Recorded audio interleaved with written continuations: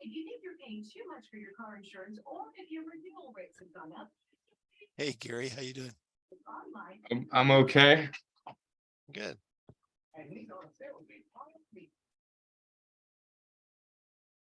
So are you paying too much for your car insurance? Do what now? Is that what you Oh, paid? that was just noise. I know. You'll laugh at my antenna. Why? Took one of the big paper clips, unbent it, put it in the coax, so I've got a handful of channels. Oh, there you go. You gotta do what you But gotta do. I don't watch much TV. Most of the stuff, I've got the Discovery Plus, so whatever, and they gave me a good discount for the veterans. Oh, good. So whatever I want to watch on that, I can watch it. And Well, good to see you. I read more than I watch TV. Okay. Yeah. So today is National Hot Chocolate Day. Are you a hot chocolate drinker? Well, no, I got away from the caffeine. So Oh, okay. today is a year and 3 days, no coffee or no caffeine. Ooh, wow, that's good. And so, of course, chocolate has a different form of caffeine than coffee, but it's still caffeine.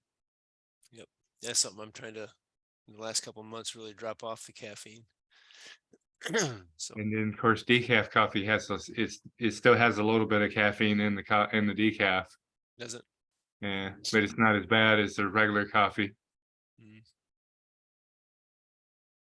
But I had a problem with addictions with the coffee, so I had to stop. That's good.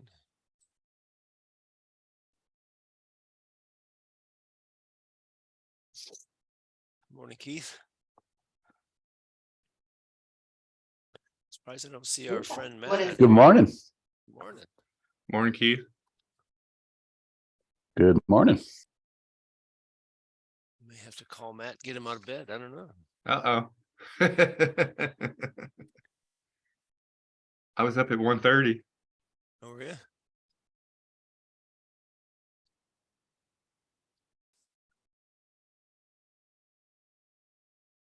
Oh, there he is. I think this might be him. Yeah. It was just like yesterday. I threatened to call him, and there he shows up. I'm going to do that more often. I just threaten to call people. Yeah, you're on mute, Matt.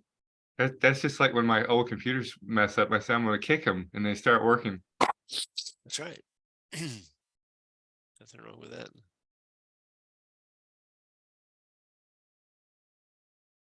He's still muted, though. He just doesn't want to talk to us. I do. Oh, okay. Okay. Mr. Santa Claus.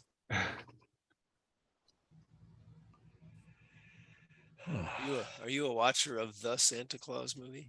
Tim Allen? Oh, I've laughed tremendously at that. I haven't seen it in a while. Oh, it's great. Matt, have you watched it? Yes. 2's my favorite. Mrs. Claus. And Tim Allen, he's just hilarious. Isn't 2 the really weird one where the Claus is trying to take over? That's 3. Is that 3? Yeah. Okay. Yeah. Kind of like Back to the Future. 2 got crazy. 3 got kind of fun again. Yeah. Morning, Sam.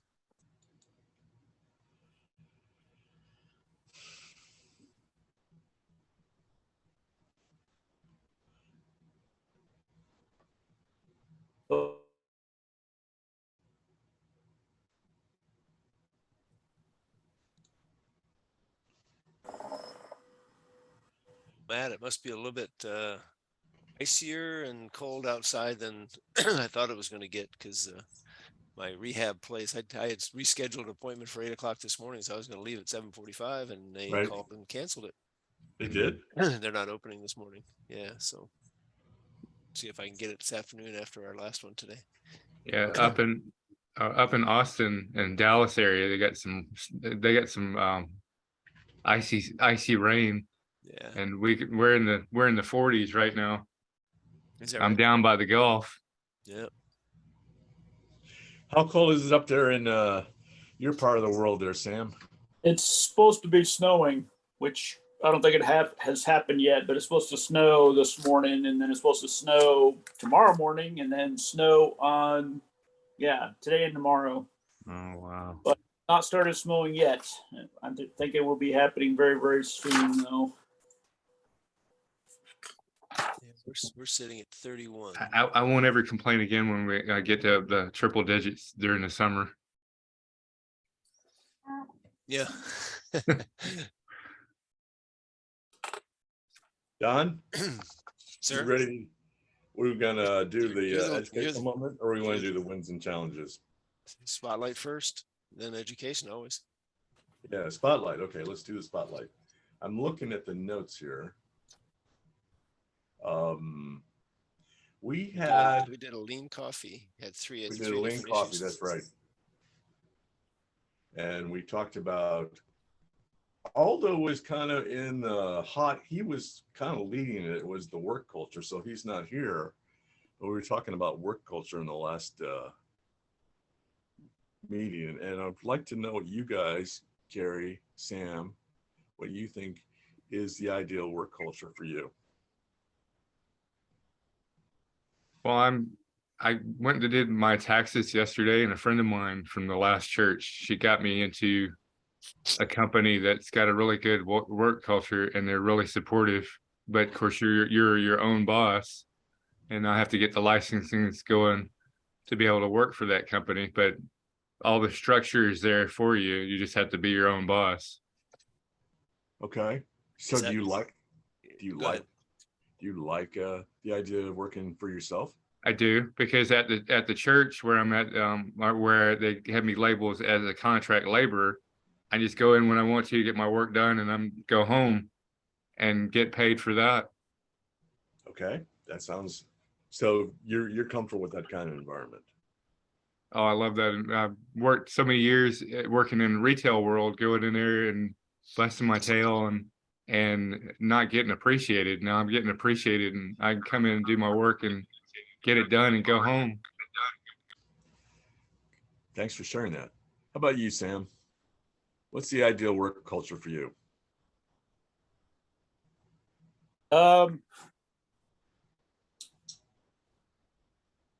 I like relaxed work culture when it needs to be relaxed, and then be able to intensify when the rubbers meet in the road. Stuff needs to happen. What ends up happening is you get kind of one of two things. People don't care for a long time, and then when the deadline's about to approach, all of a sudden they care in the last week. And that's the way it is in the military sometimes, but we try to smooth that out in the civilian culture. The things I was talking about last time, which is we have a drive and pragmatism. Right. If you get a task done, you're done with it. You don't need to go back to it.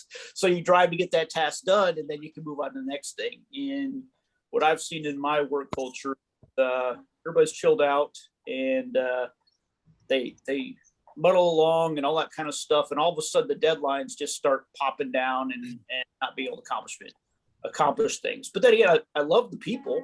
I love working with them. I love talking with them and things like that. But for me, the annoyance is that, simple things that could be done now are put off by days or weeks. So an example in this culture is I got handed this project that's was supposed to be done like last summer. And it died last summer when the little aide that was working on it was put away, left the company. It was a summer hire type of thing. Right. And they said, "Hey, can you do this? Can you get this thing done?" And I'm like, "Okay, let me analyze the problem," which I did for about a month, trying to figure out what the hell it is I was supposed to do. Right. And I figured out a way to do it. I did a kickoff meeting, and now I've got folks saying, "Well, we went and do our initial discussion and mapping out of something," and they're like, "Well, we'll talk to you in 2 weeks." It's like, 2 weeks, man. I want to see you in 2 days. If this is good, I want to strike, get it done, and move on to the next phase. I don't have time I can't wait 2 weeks, because all I need is you to say, yes, we are good, and I can move on to the next phase, which I can work with somebody else. And then when that piece is done, I'll bring you back the information. So the sense of urgency on it you have to get used to it as a military person and a pragmatist. but lack of pragmatism is something that kind of irritates me. But I enjoy not having to log my hours every 5 minutes. That is one thing I do enjoy when you're in the military, when you're in the EVM environment, you log every hour that you have. This is 1 hour toward this contract, and 1 hour toward this contract, Right. and 1 hour toward this contract. And I enjoy not doing that, but I don't like folks letting things go. So Thanks for sharing that. So I'm going to catch you up. Okay. We were just going through what we talked about in the last session. And I noticed that you were talking about work culture, and you were kind of the focus of the work culture. So I asked both Carrie and Sam what they were looking for in terms of work culture. So what are you looking for now? Since we talked 2 weeks ago, what are you looking for? Well, good morning.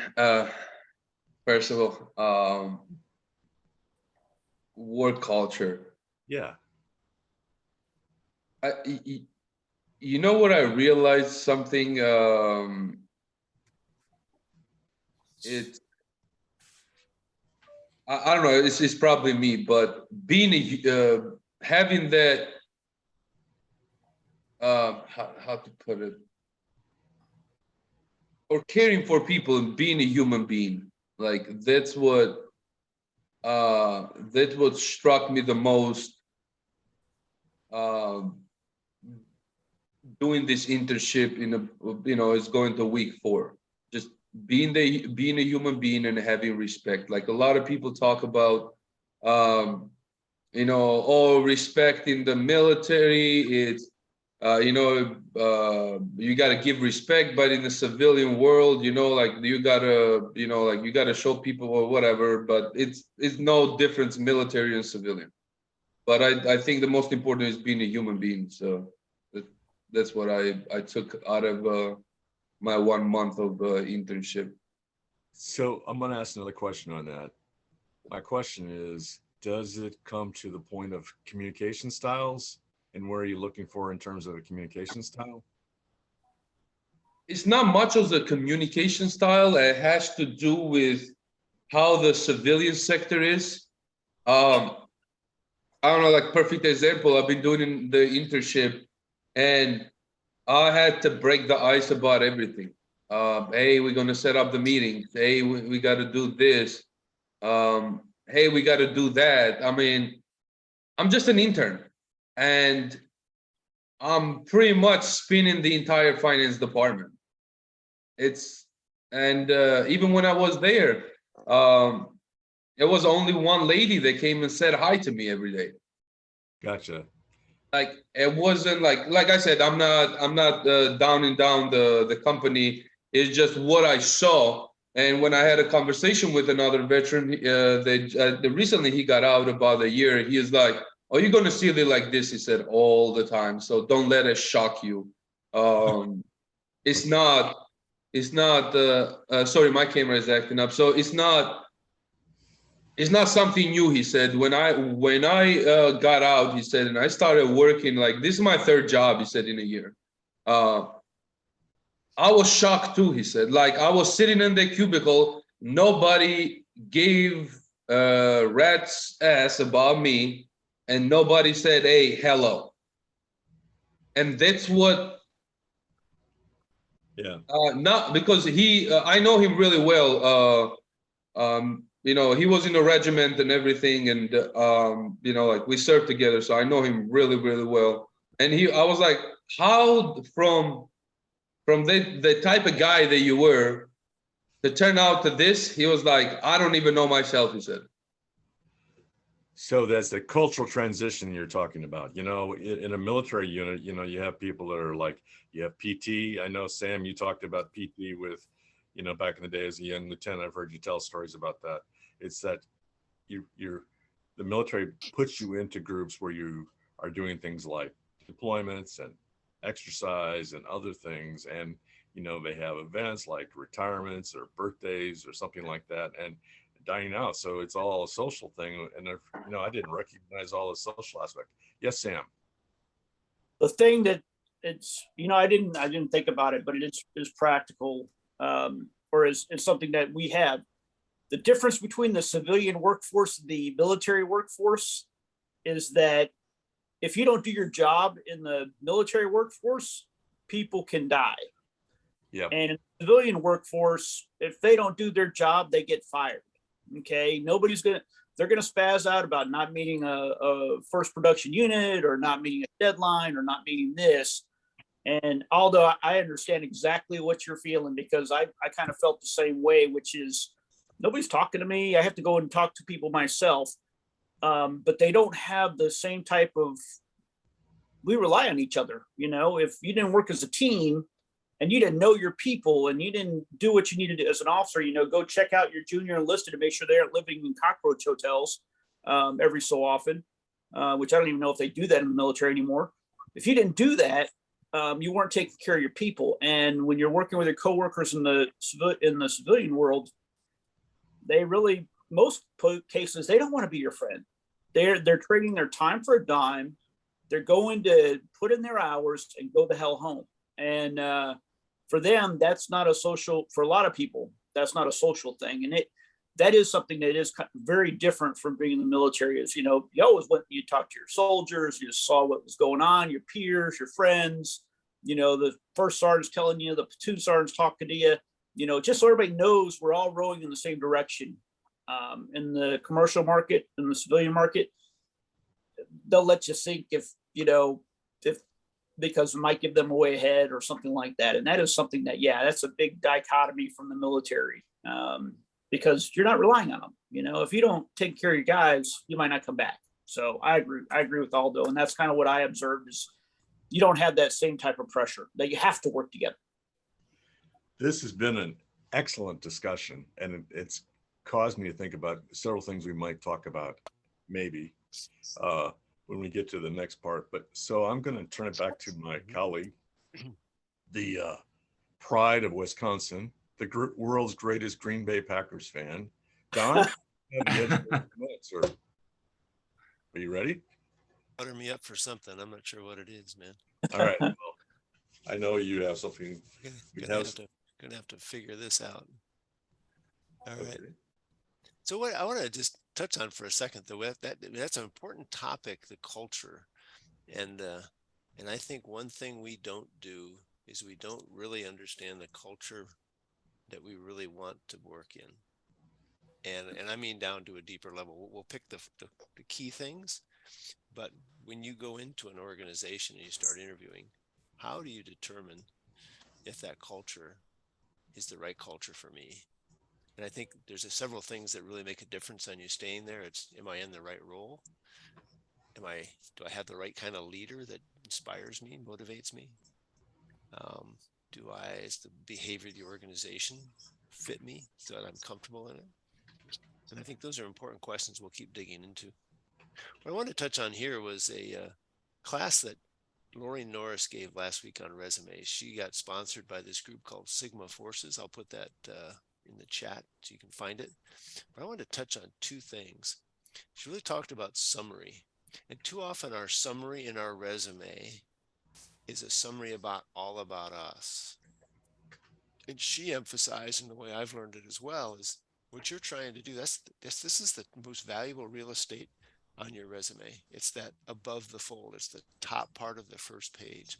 It tells the reader, am I qualified for this job? If we spend a lot of lines, especially 10, I've seen 10, 12 lines talking all about us and how great we are, and we've done this, we've done that, we can work these things. If we're not focusing in on what's clearly the requirements of the position, right? X number of years experience, got this degree, got this certification, I can, do these things, these skills, and then you got the skill section underneath it. If we're not answering the question right there in the summary, they're not going to read the rest of it. So it's a different mindset. Unfortunately, we use the word professional summary, but it's a summary that zeroes in on the qualifications for the job. And too often people leave this as a standard, but this is one area that should really vary in every resume, targeted. This is that tailored piece. Then her second piece hits work experience. And we've all heard about STARS, right? the STAR method: situation, task, action, result. She really talks about flipping the script, and she used rats. I thought that was interesting. First time I've heard it, but it's results up front: results, action, task, situation. Too often when we put STAR, we put too much on the situation. It gets too long. But she's focusing right in on rats, right on get the results up front, and be specific. And I'll share these slides with you guys because I went through and I was copying everything through, but I really wanted you to go back and listen to the recording, and I'll put this in the chat here in just a second. So any questions on just those two thoughts about summary and experience from her perspective? And Keith, you do a lot of reviews. What's your thoughts? Oh, Go I ahead. can let Ellen go first if he wants. Oh, that's fine. Just go ahead. Like, I mean, I'm still in, so, I'm learning. Yeah, I mean, I totally agree with, especially the summary piece. The way I put it is get on, like I encapsulate with the phrase, get on the right bus, right? And a buddy of mine shares a great story kind of about that to back that up, where he was at like Disneyland, and I've never been, but I guess, they have shuttles that go everywhere, and he got on the wrong shuttle and it totally went the wrong direction, where he was trying to go. And it's just kind of a quip of, if we talk, especially if we're trying to career pivot and not do the same exact thing we were doing in uniform, if we're talking about what we did previously, the reader, again, you want that recruiter, that hiring manager to know exactly where you're going. Another common thing on resumes is we title that blurb professional summary. I'm like, every recruiter, hiring manager that's been in the seat for more than a month knows that that's the professional summary. Don't tell me it's a professional summary. Tell me who you are. Who are you as a professional? And like it was commented, let that be adaptable. Primarily I'm in HR. I had an opportunity to apply for a job with USO Pathfinders. Well, normally my job title was like HR professional, administrative leader, whatever, something along those lines. But for that resume, it was military transition mentor. So it absolutely needs to adapt to tell the reader where you are going and where you want to go. Of course, the job got dissolved, so I didn't even, nobody got offered the job because they just dissolved it all together. But yeah. I absolutely 100% endorse that concept of, forward thinking. This is where I'm going, not this is where I've come from. Yeah, that's good. Aldo, you're going to say something? Yeah, so I agree with Keith, and I agree with the slides too, because I followed another method of getting feedback from hiring managers. So every time in LinkedIn that I tried to connect with people, I didn't ask them for a job. So it took about a week. And after that, I was like, hey, would you be able to look at my resume to give me feedback? I was like, I'm not asking for a job. I just want your feedback about my resume. So about, I think, like I asked about like 13, and I think 12 of them took my resume. Only one is not answering. So what they did, they gave it to their hiring manager, and these are directors and like the VPs for oil and gas and like banks and all that. So they give it to the hiring managers, and everybody, it was really fascinating to see that this time everybody had wearing the same sheet of music. I didn't give it to the veterans. That everybody, and I mean, no offense, for my brothers and sisters, but that had 15 different things. I give it to the actual civilians, and I explain it to them. Hey, I was in this unit, and I translated to the civilian world. They were like, we don't care about that. We care about what you got in your bullet points. If you got results, that's all we care, especially in your side, your line of work. But any line of work, he said, we want to see results. And every hiring manager that's been in that industry, or like been working in that place for 20 plus years, they said the same thing. Like, one, red marked my resume. I made the changes, I worked on it, I resended it again, and after that it was only a take the and take the, but you know what I'm saying? It was nothing like major or creating their like creating another resume. I think that's a really great approach if transition service members take, instead of just, hey, can I get a job? Because obviously you already put your resume there, so they already know who you are. You just have to do a different approach to get into the company. So I thought that was, and I got really good feedback from all of them. Okay, I want to watch our timing here and just bring this to I'm a close. But, done. I'm going to go ahead and turn it back to Matt, but these are good conversations, and I really encourage you to go jump on that Lori Norris webinar and really listen. It is packed. You go right through it. I mean, she's got a lot of information in there. That's one critique I said is you had so much stuff to get it in an hour, but it is solid gold, bit after bit after bit. Matt, you're So, question for you, administrative question. We're going to post that on the group chat for MTR. And yes, I just put it in this one, but I'm gonna get it out as well. yeah, that'd be great. It's on my list today. That's fantastic. Okay, guys, I heard two things here, and I'd like to, unless someone has something that they'd like to put the spotlight on, and I welcome that. You know, this is your chance to get a spotlight on something else. You but want I to win saw some challenges first. Oh yeah, wins and challenges, right? All right, wins and challenges. Sorry. Carrie. I had a win. I got my A+. Okay. Fantastic. How long? Where did you get it taken? I took it at the local college where they give all the testing. Right. And so now I'm just waiting on them to send me the thing. I downloaded the certificate showing that I have it. And now I just have to try to figure out, I applied at a job. They didn't want me. So I just got to keep on going. Can I make a suggestion here? Sure.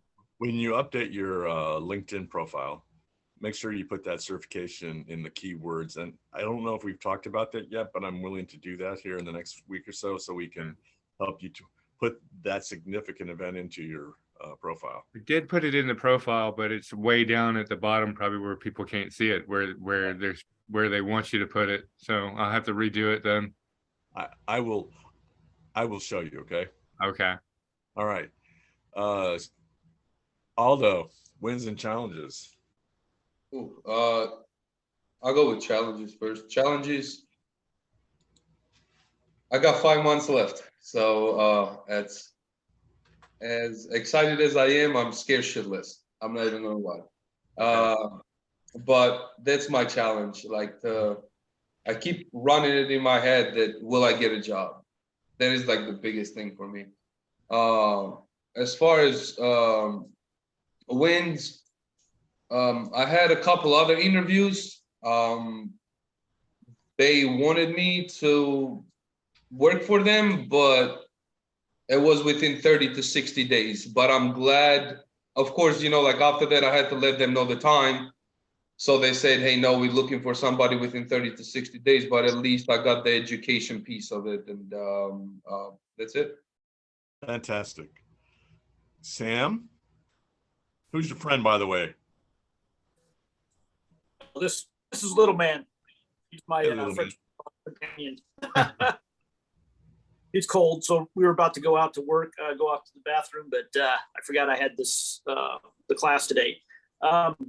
Wins. I got my preliminary phone call back from Pratt & Whitney that they're going to send me my offer today. Really happy about that. Been looking for it, waiting for it for 5 months. Got the phone call from the military recruiter from Pratt & Whitney saying, hey, you know, let's cover a couple things. We're going to send you your offer tomorrow. And that's going to be today. So hopefully it'll be a good offer. I think it's going to be anywhere between 120 to 130K. Looks like a couple good benefits and all kind of good stuff. So I'm very happy about that. But I've got to look over it when it gets here and decide what to do.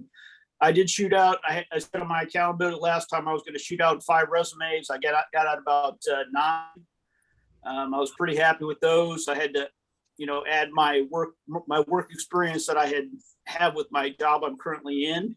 Mhm. I had some questions about, I'm a contractor. How do I write that on my resume? I got that figured out and adjusted on my resume.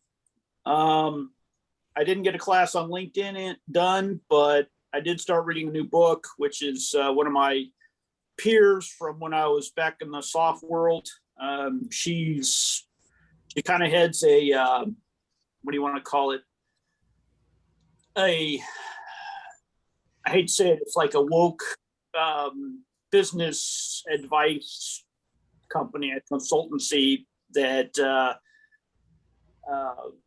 kind of helps people with the DIE stuff. And, she was my peer and she was my friend. So I picked up the book and I started reading it. It's not really my fare, but I figured I want to read what she had to say. So I started reading that one. And other than that, those are my wins. My challenges. The challenge now is making the decision on going to Connecticut. I'm pretty set on going to do that because it's a permanent job. And then it's just making sure my wife is good with it. She said she's good with it, but we'll see. I gotcha. You know how that goes. Yep. Keith, wins and challenges, sir. Let's see. Wins. Still sober. That's always a good thing. Good, man. Networked within my company to maybe, and this just literally just happened like 45 minutes ago. But yeah, it's a guy. It's not a new member of my network, but he's basically a guy that I networked not too long ago. He's in the HR section, so I'm more like administrative, somewhat HR and CISA. But I do have a passion for the HR piece. So I found out through the grapevine that he might be leaving his position. So I reached out. So he's absolutely going to endorse me for his position, which would be a promotion. But what was really exciting is CISA has one guy that runs anything and everything veteran related. Wow. He does all the veteran recruiting. He does even in-house, like anything that's like diversity and inclusion related, that's for veterans. He does all that. Well, he is extremely overwhelmed, and my buddy in my network told me that they may be expanding his team to 2 people instead of 1. So that's extremely exciting for me. If I could get, because I said I would love his job, and I know him as well, but he has to keep it hush hush, I guess. So I found through the grapevine, so that might be a huge win. It's a huge win, and just show the power of networking, if nothing else, because if the job does get opened up to work, so there's 2 people in that role. I have a pretty confident feeling that I'd have a good shot at that job. Challenges, also work related. So we have some new leadership. My boss is still my boss. He's phenomenal, but his boss is the next echelon up. They're challenging, to say the least. And so yeah, my challenge is to keep my temperament on an even keel.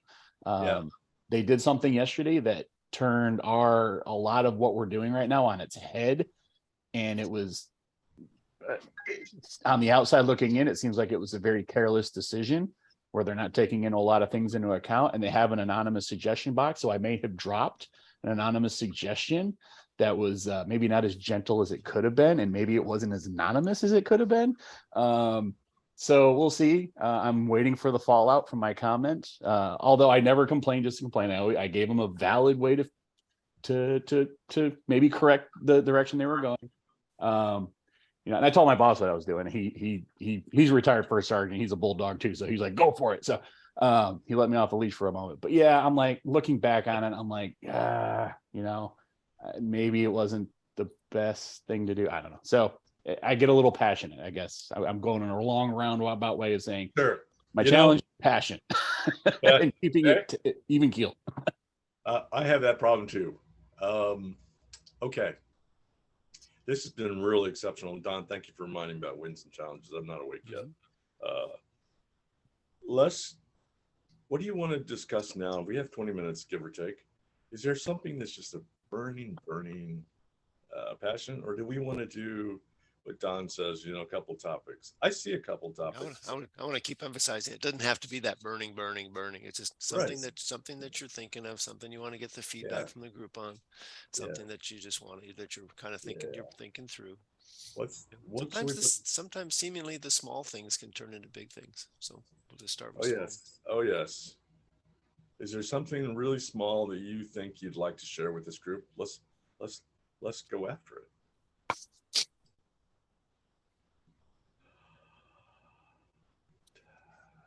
I do want to touch on one if we get whichever way we approach it, and that's the self-talk that Aldo talked.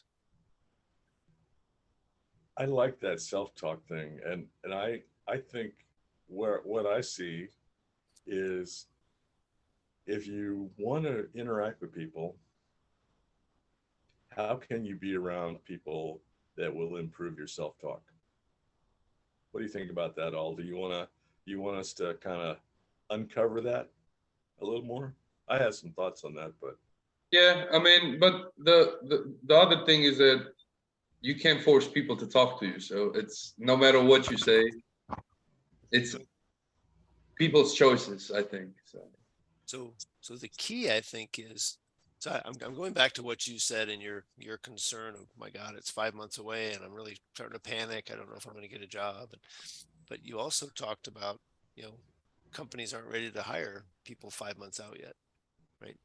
You're getting offers for maybe a month out or 2 months out. So you're kind of out of that window. So your self-talk is starting to take over. And it's so important in this game. And now I'm going to open it up to everybody else, please, is if we're not giving ourselves positive thoughts every day, I am qualified. I know how to do this job. I'm going to get a job. I'm not, all those things that we keep talking to ourselves, that will make a huge difference. What we focus on is where our energy flows. And if we're speaking negatively, it'll start taking over. And I think that's where Matt's talking. As you start surrounding yourself with other people that are talking that negative piece, you can't control what they say, but what they say impacts you. And you've got to be so careful in this game. Well, I just got off of talk, and there was a guy on there he's in Denmark, and he does a thing he's a therapist, and he was talking about having a success diary, so that way you could have all your successes. And that could be one thing that could help with the with our thoughts, and with those thoughts that try to say that you can't do it. And if you have a success, or if you take those thoughts out of your brain and put them down, and you can look at them and say, well, I can do this. So let me take control for just a second. Although you're not alone with this, let's do more of a question kind of format, Carrie. So let me I'm sorry. No, it's okay. You didn't know. You did. This is good advice. I'm gently correcting you. Okay. Don't apologize. You don't need to apologize here. Okay. Aldo, how many employees are in your internship company right now? My company right now? Yeah. About 4,000. 4,000. And they're not all one location, are they? No. Okay, so the location you're at has how many employees?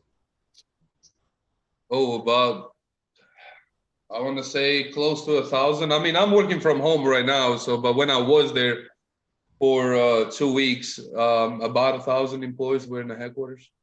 Okay. Interesting. Anybody else have questions like that? So, okay, here's my question. Aldo, do you look at interfacing with people as you're fishing, or you're just trying to get a reaction from them?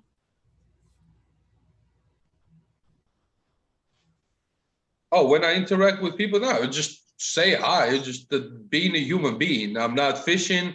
I'm not trying to get a warm and fuzzy feeling of them, just interact. I mean, if you're my coworker, or, I mean, if I put myself at the working full time, if you're my coworker, I'm going to say hi with a pure heart. I'm not going to fish or try to analyze you or break you out and down and see how you think and all that. And that's not the intent.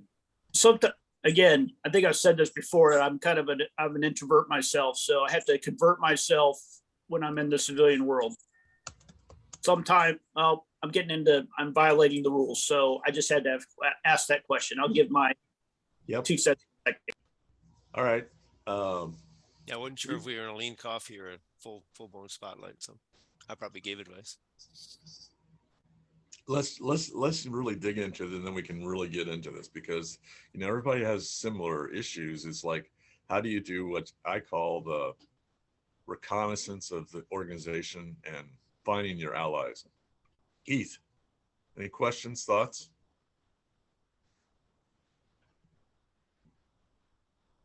Stupid mute button. But just to say, not at this time. I'm pondering. No, I can't hear you, sir. Still can't hear me? Now I can. Okay. Not at this time. I'm pondering. I'm mulling some stuff over. I might have something here in a second. Okay. Kind of seeing where the conversation might continue to go. Another question. Are there professional organizations that you could join, or service organizations like the American Legion, Rotary in your community? Aldo? I mean, I'm still at Fort Benning, but yeah, I applied at American Legion. I'm still waiting on them. I don't know what takes so long, but I do. I do. They got some sweet little ladies somewhere in their American Legion headquarters that it takes a while. It takes forever. Okay. But giving advice, caught myself. All right. So you've looked at those. All right. Let's move into the advice part of this. What is the advice you would give? And Carrie, you started with some really good advice. Is there anything else you wish to offer at this point?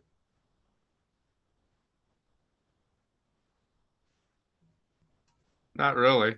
I just, I know whenever I got out in 95, when I went to the unemployment office, they looked at me and said, we can't do anything for you. And then a week later, I got a check. So I just hope for Alto that he doesn't run into that when he gets out of the military. Okay. Don, Sam, or Keith? Are we talking self-talk, or are we talking which no? Let's talk about what's the advice on what? Let's talk about advice, and let's go back to self-talk, because I think we'll have time to cover that as well. I'm gonna go ahead, Sam, because I've already kind of given mine. All right. So as I said before, I'm kind of an introvert. The way I engage with people, and I'll say hi, everyone. I'll say hi most of the time, and most people just grunt at me or not say anything. I usually engage, and I don't follow sports that much, but I engage with like sports or some sort of, current event, the weather. I steer away from politics completely, because that's just not a place you can't even talk about that in the workplace anymore. But it's like sports, or, hey, have you seen this new movie, or whatever. If you find out, or you hear from folks on, you overhear what they're kind of talking about, you can level your conversation with them, and that builds like a basic rapport. And then, after I did that with a few people, it's like, hey man, what's going on? And they're like, hey, what's going on?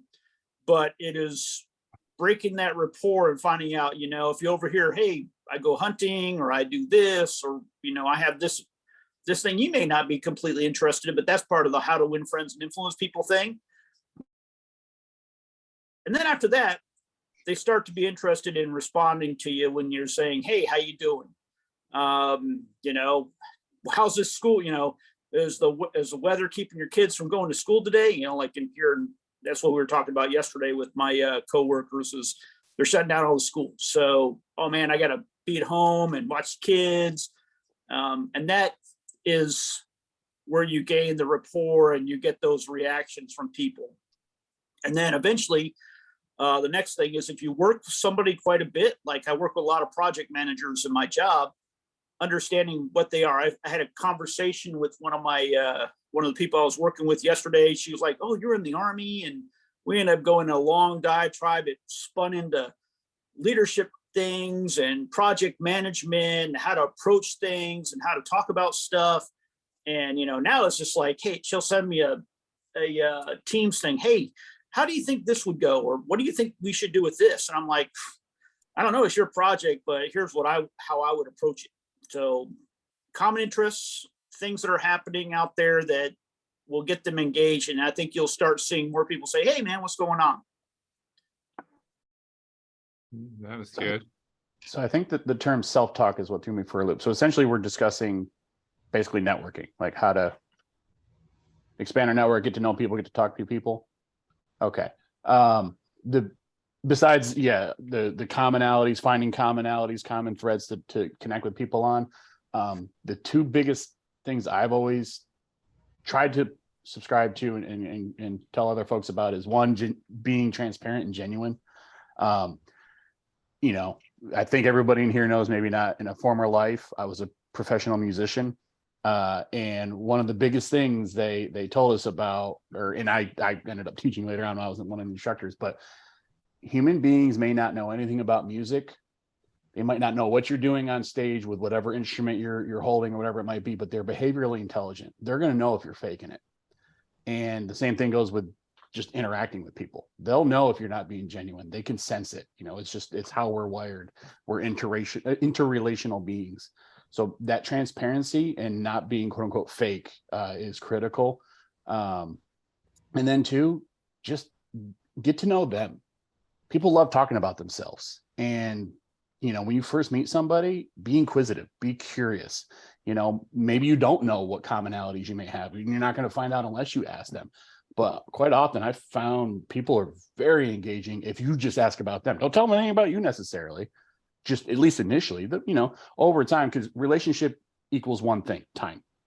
You can't build relationship without time spent getting to know that person. So, just be inquisitive and be transparent when it does come time to talk about you. But if there's any sort of awkwardness or maybe some sort of wall where they're not being overly open with you, just continue to be inquisitive about them. They'll open up usually. Don?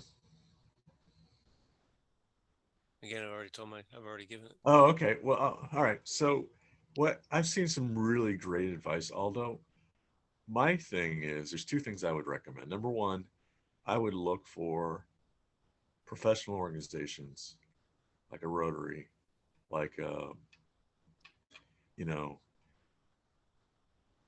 like something in your industry, there's financial groups and stuff like that. Find those groups, find those that you can develop rapport. It sounds to me like you're in a place where there's not a lot of rapport. So now you have a chance to engage with people. Today, we have the opportunity with the internet, LinkedIn, to kind of, correspond. And I've seen you, although you're doing a really good job of sharing your content and all that. And so it's just, what I need to do with you is show you how to take that to the next level. And I'm happy to do that. The other thing is, I love this one book, and it's like the book I used back in 1990 is called by Harvey Mackay. And Harvey Mackay would say, you walk into a room and you notice two or three things about that person's office. Like there's a picture of their children, there's maybe their college or something like that. I went to Don's office yesterday. We did a offsite, and I noticed that he's got a Wisconsin Badger welcome mat in front of his office. Now, I already knew that Don was a Wisconsin Badger, but if I didn't know that, I'd say, so Don, did you go to the University of Wisconsin? What did you like about the University of Wisconsin? And then Don would probably respond. And then he says, so how do you deal with the cold when it's like 30 below in Madison, Wisconsin? And I've been there in Madison, Wisconsin on New Year's Eve, where it's 30 below. And so it's just the rapport. And I think that the other thing is, I've heard some other advice, and I'll ask you for a second what you think, but the one thing that I heard is time. So Aldo, you've been kind of in the spotlight, but you've helped all these other people because we're all looking at that. We're looking for rapport. We're looking for validation. As Don said, we're looking for people that will support our self-talk, that won't be negative around us. What's the best one or two things that you could take away from this that we've given you today? I mean, time and what Keith said, that be transparent and give them the opportunity, for them to talk about themselves, and just go from there. So pretty much analyze the situation and play their cards. So I mean, like it's pretty easy, but the hardest part is for me, it's I can't be somebody else. Like I'm not a horrible person, or like hard. It's just when I come first in contact with people is the military thing that, hey, with confidence and all that. So probably people feel like holy shit, but Okay. So what I heard you say was you still come across as that confident military guy, and some people are just not sure what to make of you when you talk to them that way. I like the advice given by Keith and Don. It's like you look for clues about them. Guys, we've got about 8 minutes extra here. I would like to go back to what Don was talking about. I see an opportunity for us to talk about the rats and the result-oriented stuff, because Gary, I saw your comments here in the chat, and so I thought I'd bring this up. What do you think? I'm going to ask each of you a question. What do you think are the biggest results you've gotten in the last year that would impress people in your resume or in your 30-second, elevator pitch? What is that one thing that you can take away from this that you think is your most impressive thing, or something you think that shows results? Who would like to start that process?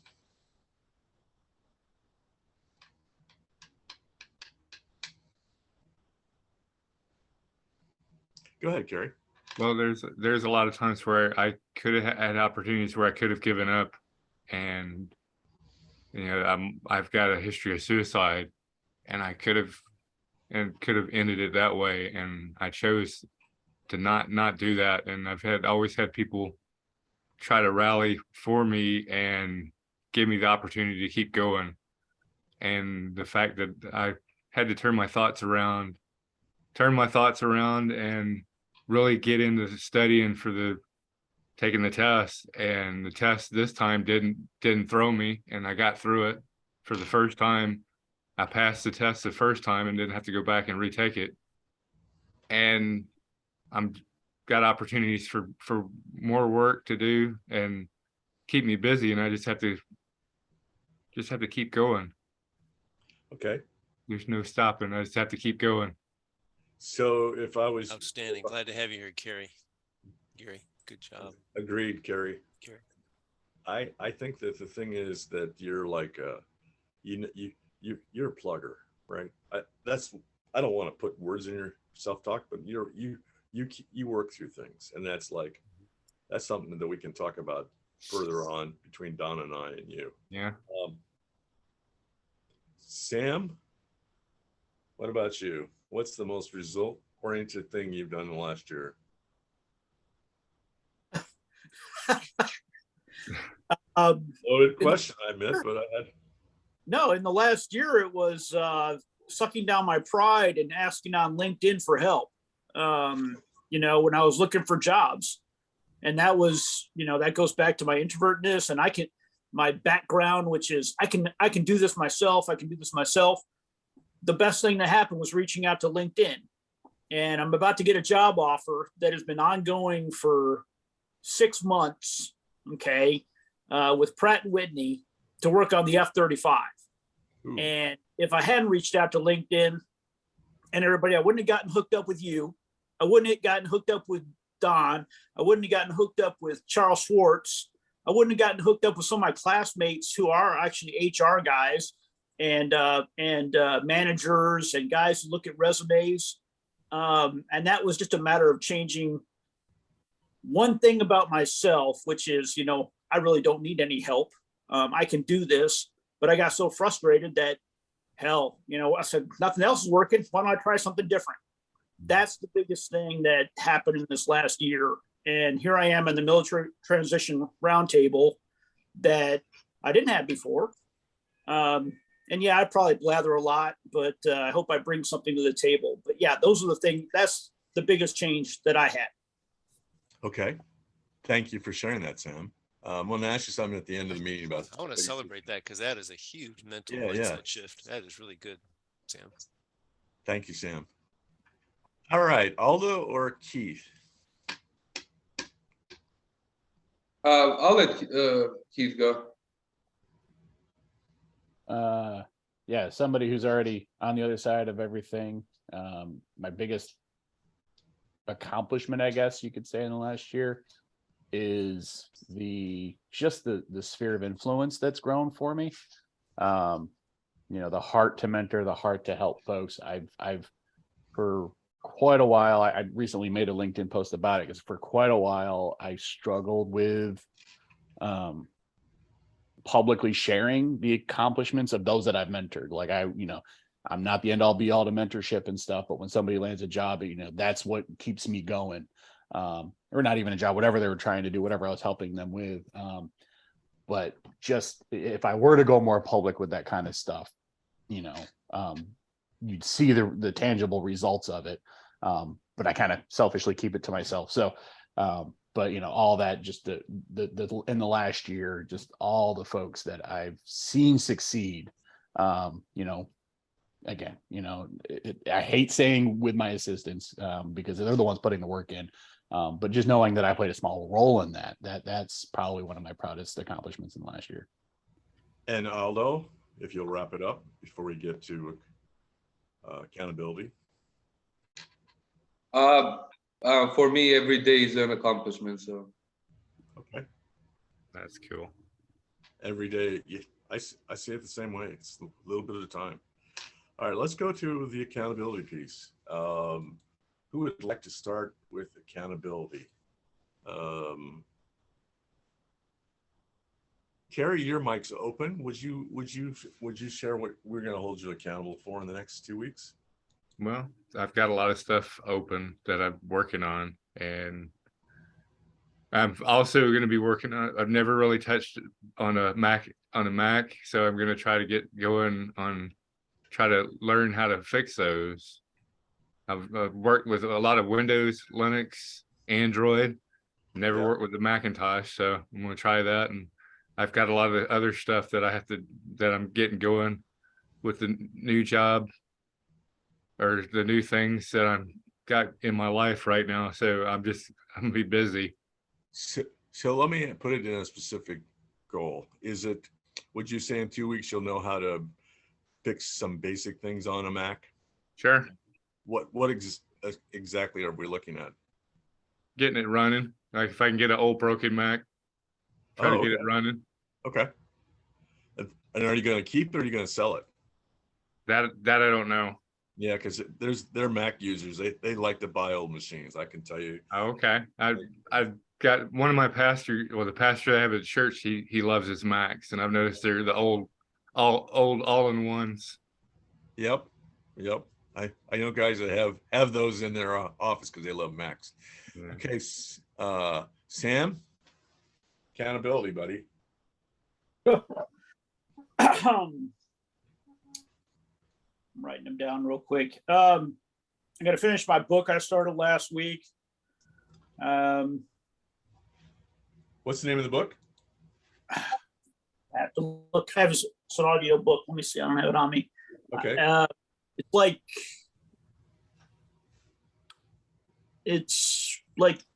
It's written by Becky Magliota. Okay. So I'd have to go look it up. I'll look for it up after when somebody's looking at we're doing there. So I'm going to finish my book. I'm going to continue. I'm going to try to add 5 more LinkedIn connections. For everybody, I talk about this all the time. You should always continue to build up your LinkedIn, but don't collect Pokemon. You add quality LinkedIn folks. Sam, you were an inspiration for a post. I want to tell you, I love that Pokemon thing. Yeah, like, okay, I've got the, I can't, my son, who's a Pokemon, he came up with some really rare ones. There's ones worth $500. Wow. $500. Yeah. Yeah. Okay. And I'm gonna, you know what, Sam, I'm gonna look that up and send it to you. So I appreciate that. And I'm going to see if I'm going to see if in the next 2 weeks I can try to adjust. I think my resume is not exactly in the star format. I think it's actually results, action, task, like we talked about for RAT. right. Based on my friend that helped me out with it. Yeah. And I'm going to see if maybe I can adjust that one more time. You know, chances are I'm going to take this job and I'll have to put my resume in the back burner, but I think I'll see if I'll use that as a intellectual engagement. I call those kind of, you know, resume and LinkedIn is a work in progress. Okay. Yep. Aldo, what are we going to hold you accountable for the next 2 weeks? Ooh, so I'm wrapping up my my Harvard Business School specialized certificates. So I'll be done with those mid February, and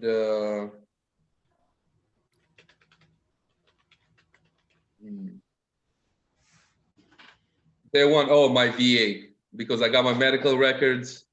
Okay. And I already contact Wounded Warriors, so they're gonna send me some type of email with a questionnaire to answer some questions. So, and I want them to be my advocate so they can do my BDD, so I don't have to like mess it up. Okay. Smart. Keith. Speaking back to my challenge today with the work related thing with my boss's boss, that's probably going to be an ongoing thing for the next few days at a minimum, and passions may get a little heated again, so just making sure I stay on an even keel and keep it professional at all times. So think I'll be able to do a decent job of that, but sometimes my boss he gets passionate with me and then we're two snowballs rolling down the hill just running over everybody in our path. So I love that example. Yeah, so hopefully I can help keep him on an even keel as well as myself. You know, there's a great book called Crucial Conversations that I use in our leadership lab the last 4 years. You sound like it looks like you've seen it. Okay. I got the book right over there. Yeah, I was just going to reference the piece of, you know, when we enter a conversation, thinking about what we want for the conversation, what we want for the person, what we want for the relationship. Yep, 100%. It helps us kind of, like you said, it helps you keep that even keel, because I'm thinking long term, not short term, and it stops that ego and frustration. So good job. Yeah, I'm glad you read that one. Hey, Don, we got 2 minutes. Let's talk about the event that we have with Trisha. You're the one that put this together. Can you share with everybody what's going on, and that we will be in contact soon with the Matt's putting all the details together, but 22nd of this month, we're going to do a webinar. We're trying to start getting to do webinar every month. And this one, I met this young lady. She's a mental health counselor, but she talks about burnout. And she says that we use that term incorrectly, and she's done a bunch of research on it. And she wants to talk a little bit. I want her to come in and talk a little bit about what is burnout, because everybody I hear coming out of the military is burnt out. I hear that over and I shouldn't say everybody, but over and over and over I hear it. And are we using that term properly? And it's not so much about the definition, but how do we recognize that in us? How do we get ourselves out of it? And even how do we keep ourselves from going into that state? Because when you get into burnout, I'm coaching a young guy now, and he's just overloaded. He's got all these things going on at home and at work and everything else. And what we're doing is we're just kind of clarifying what's the key thing, what are the action steps we can do, boom, boom, boom. And yesterday we just had these huge impacts because he was able to get these things out of his head. Now he could focus back down. And I think sometimes burnout can just be got too much, you're overloaded, you can't think, right? So there's a lot of different ways to think about burnout, and I think this is going to be good for us to talk about it. And so I'm anxious to get this, anxious to have you guys come in, and it'll be some discussions later. So guys, And invite that. It's coming. It's coming. See that.